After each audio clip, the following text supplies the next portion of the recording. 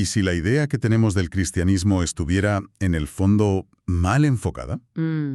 Porque para la mayoría de la gente, si les preguntas, te dirán que es, pues, un conjunto de reglas, de consejos para ser buena persona. Un manual de instrucciones moral, por así decirlo. Eso es. Pero los textos que analizamos hoy proponen algo radicalmente distinto. Dicen que eso es un error de categoría. Claro. Que el cristianismo no se presentó al mundo como un consejo, sino como una noticia. Una noticia sobre algo que, supuestamente, ya ha sucedido. Vale. La diferencia entre consejo y noticia es importante. Un consejo es algo que yo tengo que hacer. Es una tarea para ti. Claro. Y una noticia es algo que ya se ha hecho y que yo simplemente tengo que, pues, escuchar. Y para ilustrar esto usan una analogía muy potente que creo que nos va a servir de guía. La de la escalera y el ascensor. Exacto. La idea de que casi todas las religiones, y bueno, la filosofía en general, funcionan como una escalera. Nosotros subiendo. Nosotros, con nuestro esfuerzo, con nuestra moralidad, intentamos subir, peldaño a peldaño, para llegar a Dios, a la verdad, a lo que sea. Pero la propuesta que vamos a analizar hoy invierte la dirección. Totalmente. No es una escalera que subimos. Sino un ascensor en el que, se supone, Dios baja hasta nosotros. Y esa idea, que hoy puede sonarnos, no sé, poética o abstracta, fue en su momento algo escandaloso. Revolucionario. Lo que vamos a intentar desgranar es ¿por qué? Vamos a ver cuál es esa noticia, por qué a sus primeros oyentes les pareció un completo sinsentido y cómo esta perspectiva tan antigua podría, paradójicamente, ofrecer una respuesta a la ansiedad de la vida moderna. Pues empecemos por ahí. Si es una noticia, tiene que tener un titular, de acuerdo. Y todo el material apunta a un símbolo que hoy nos es muy familiar, la cruz.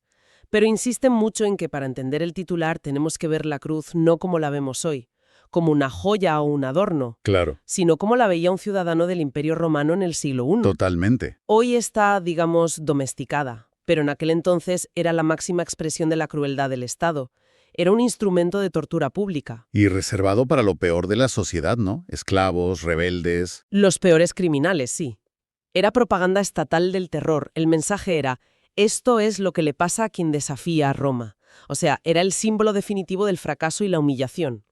Entonces, en ese contexto, que un grupo de personas empieza a proclamar que su líder, su supuesto rey, su Dios, ha muerto de esa manera, es un disparate, es un suicidio. Desde el punto de vista del marketing, es la peor estrategia de la historia.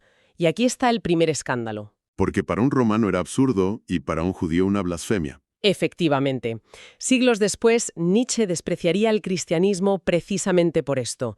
Lo llamó una transvaloración de todos los valores, una inversión de todo lo que Roma consideraba noble. Un momento. Decir que invirtió todos los valores romanos es una afirmación muy fuerte. Roma nos dio leyes, arquitectura. ¿A qué se refieren exactamente? ¿Era una especie de movimiento antisistema? Es una pregunta muy pertinente. No se refiere a la ingeniería, claro, sino a la jerarquía del valor humano. El valor romano por excelencia era la fuerza, el poder, la victoria. El fuerte domina al débil. Así funciona el mundo. Exacto. Y el cristianismo llega y presenta como centro de todo a un Dios que, en lugar de dominar, sirve. En lugar de aplastar, se deja aplastar. Muere de la forma más débil y vergonzosa posible, por amor a los débiles. Se pasa del poder es la virtud al amor sacrificial es la virtud. Justo. Y según argumentan estos textos, de esa inversión nace algo que hoy damos por sentado, la idea de los derechos humanos. De verdad, la conexión es tan directa. Bueno, la noción radical de que cada individuo tiene un valor infinito, no por su utilidad o su fuerza, sino simplemente por existir. El valor ya no se gana en el Coliseo, por así decirlo, sino que se otorga, y todo pivota sobre ese símbolo de aparente fracaso. Vale, entiendo el primer impacto, el escándalo social, pero los textos que hemos revisado van más allá, a un segundo escándalo, quizás más, psicológico, y lo explican con una relectura de la parábola del hijo pródigo. Sí, aunque los autores sugieren que un título más preciso sería La parábola de los dos hermanos perdidos. Porque el foco no está donde solemos ponerlo. No, todos conocemos la historia. Un padre, dos hijos. El pequeño pide la herencia, se va y la malgasta. Y cuando toca fondo, vuelve arrepentido, y el padre corre a abrazarlo y monta una fiesta. Siempre nos fijamos en él, ¿no? El pecador que vuelve. Pero aquí es donde el argumento da un giro. Nos pide que nos fijemos en el otro hermano, El mayor. El hijo bueno. El que se quedó, trabajó, obedeció todas las reglas. Ese.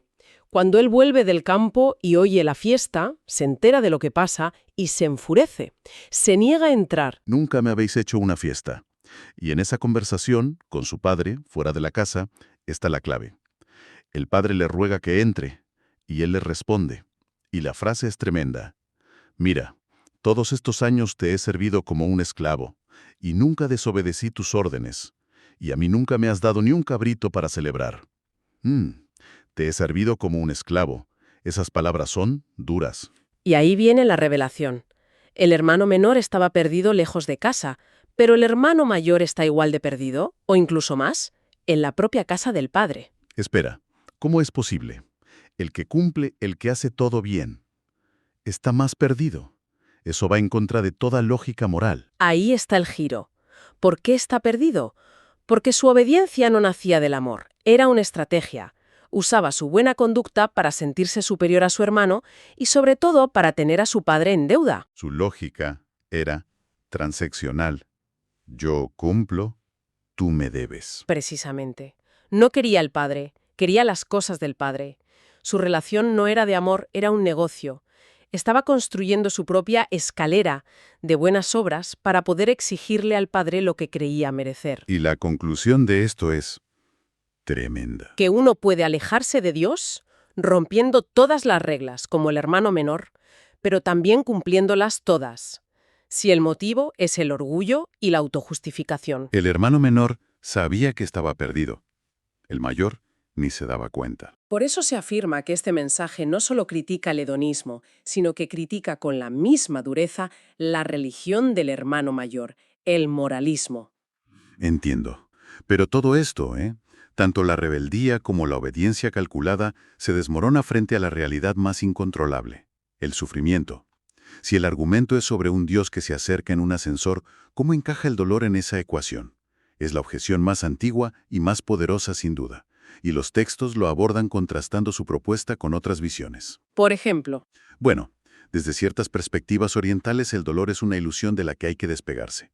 En un sistema como el del karma, es una deuda que estás pagando por acciones pasadas. Y en una visión más secular, a menudo el sufrimiento no tiene ningún significado. Es mala suerte, puro azar. correcto, son formas de explicarlo o de racionalizarlo. La propuesta cristiana, argumentan, fue históricamente única. No ofreció una explicación filosófica del porqué del dolor, sino que propuso algo impensable, un Dios que sufre. Un Dios que no se mantiene en su perfección distante observando. Exacto. La imagen de la cruz no es solo un evento. Se presenta como Dios entrando voluntariamente en lo peor de la experiencia humana. No solo el dolor físico, Sino la traición, la injusticia, el abandono. incluso el abandono espiritual. Por lo tanto, la respuesta que se ofrece a la persona que sufre no es un argumento intelectual, no es un sufres por esto, esto y esto. Sin una respuesta relacional. La idea no es aquí tienes la explicación de tu dolor, sino no estás solo en tu dolor. Esa es la esencia del argumento. La prueba del amor de Dios no sería la ausencia de sufrimiento, sino su disposición a experimentarlo él mismo. Vale. Hemos visto el escándalo histórico, el psicológico y la respuesta al sufrimiento. Pero, ¿y hoy? ¿Cómo se conecta todo esto con la vida en el siglo XXI? Con la ansiedad, con esa presión constante por rendir. Pues creo que la conexión es muy directa. El análisis describe nuestra cultura como una cultura de la performancia. Del rendimiento. Nuestra identidad y nuestro valor están ligados a nuestro desempeño. Totalmente. Valemos lo que vale nuestro trabajo, nuestro éxito, nuestro cuerpo, los likes que tenemos. La tiranía del currículum, ¿no? Constantemente construyendo un caso para justificar nuestra propia valía. Y es agotador. Es agotador y, como señalan, es un sistema increíblemente frágil. Porque si basas tu identidad en tu éxito y te despiden, no es que hayas perdido un trabajo, es que sientes que eres un fracaso. Te destruye. Y si tienes éxito, la trampa es la otra. La ansiedad constante de tener que mantener ese nivel. Exacto. El fracaso te aplasta y el éxito te aprisiona. Estás atrapado entre el orgullo del hermano mayor cuando te va bien y la desesperación del menor cuando te va mal. Siempre subiendo esa escalera que no lleva a ningún sitio tranquilo. Y la solución que proponen los textos es el concepto de gracia, que en esencia es una aceptación, un amor que no te tienes que ganar, que se te da sin condiciones. Es el ascensor. Entonces, si tu valor fundamental no depende de tu rendimiento, sino que te es dado, ¿qué pasa? Pues que, según el argumento, te vuelves antifrágil. El fracaso puede doler, por supuesto, pero no te aniquila, porque tu identidad no estaba ahí.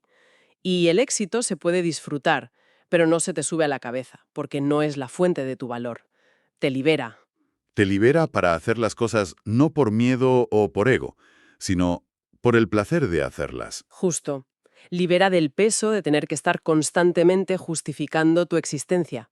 Hay una frase que el material atribuye a Timothy Keller que creo que resume esta tensión de una forma muy potente. Sí, es una síntesis brillante.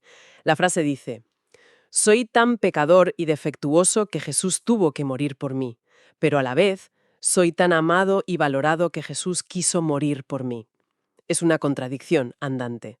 ¿Cómo puede ser tan defectuoso y tan amado al mismo tiempo? Y la propuesta es que ambas son ciertas a la vez. La primera parte, soy tan defectuoso, pulveriza el orgullo.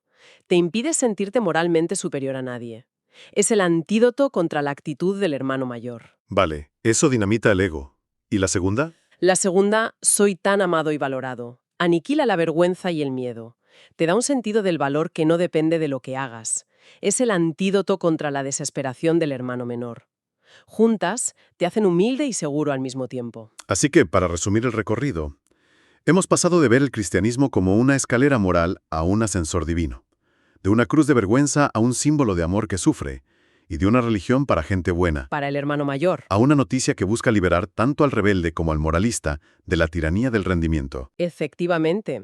Y todo este análisis nos deja con una idea final para reflexionar. Si el mayor adversario de este mensaje no es, como podríamos pensar, la incredulidad, sino la religión en sí misma. Ese profundo instinto humano que nos dice que tenemos que ganarnos la aceptación, que demostrar nuestra valía. La pregunta que queda en el aire es, ¿en qué otras áreas de nuestra vida, mucho más allá de lo espiritual, opera este mismo instinto? ¿En qué medida, cada día, intentamos construir nuestra propia escalera en el trabajo, en las relaciones, en nuestra identidad, sin darnos cuenta de que quizás hay un ascensor esperando justo al lado?